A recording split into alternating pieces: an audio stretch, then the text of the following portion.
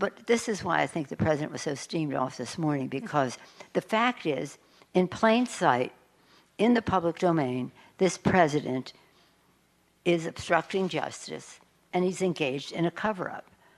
And that could be an impeachable offense. Ignoring the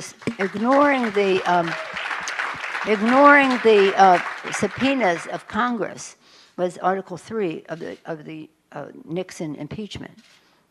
Article 3, he did not honor the subpoenas of Congress. So it's not just the substance that we're after and we want to have to give the truth to the American people. But in striving to get that, the intervention that the obstruction that the administration is engaged in is,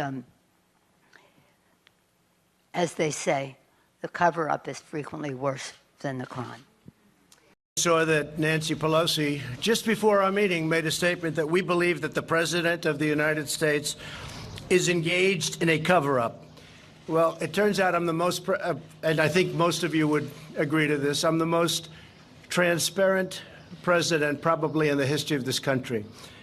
We have given, on a witch hunt, on a hoax, the whole thing with Russia was a hoax as it relates to the Trump administration and myself. It was a total, horrible thing that happened to our country. It hurt us in so many ways. Despite that, we're setting records with the economy, with jobs. We have the most people employed today that we've ever had in the history of our country. We have the best unemployment numbers that we've had in the history of our country.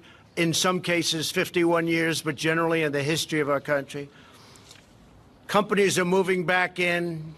Things are going well. And I said, let's have the meeting on infrastructure. We'll get that done easily. That's one of the easy ones.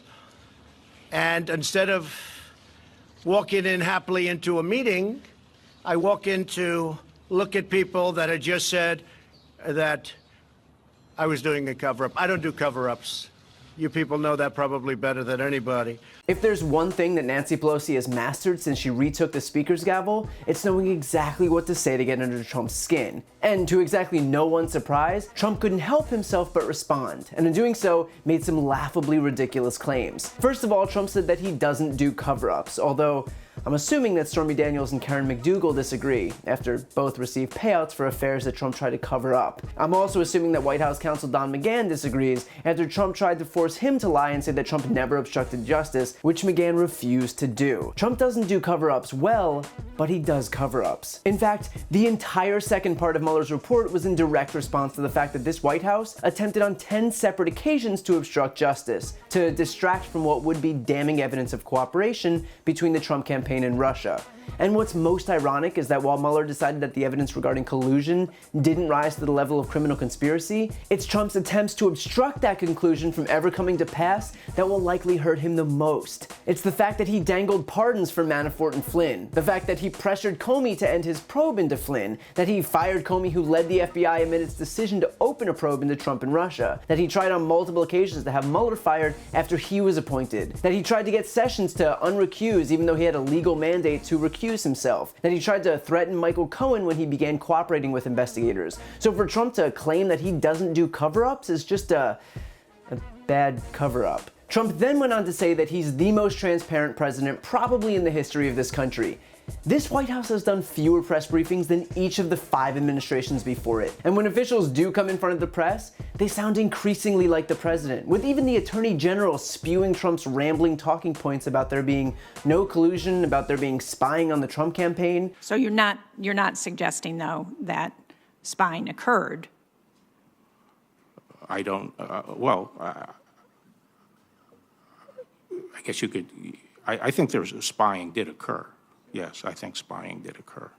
And beyond that, also in the interest of transparency, Trump is the only president in nearly 5 decades not to release his tax returns. And as Democrats in Congress are now issuing subpoenas to get them, Trump has vowed to resist all of them, which so far has been blocked in the courts. But the most absurd argument of all of this is the notion that good unemployment numbers and a strong economy somehow absolve Trump of all wrongdoing. And he loves to pivot to the fact that the economy is doing well, which honestly might have held some weight if we didn't just have 2 terms of a strong economy thanks to President Obama in the aftermath of the last disastrous Republican administration. Trump has even gone so far as to say that a president cannot be impeached with an economy this strong. And look, I'm no constitutional lawyer, but you can. If nothing else, this administration is a clinic in this Orwellian notion that Americans shouldn't believe what we already know. But despite how many times Trump breathlessly spews his lies, that he's never covered anything up, that his administration is transparent, that he's totally and completely exonerated, that doesn't make them true.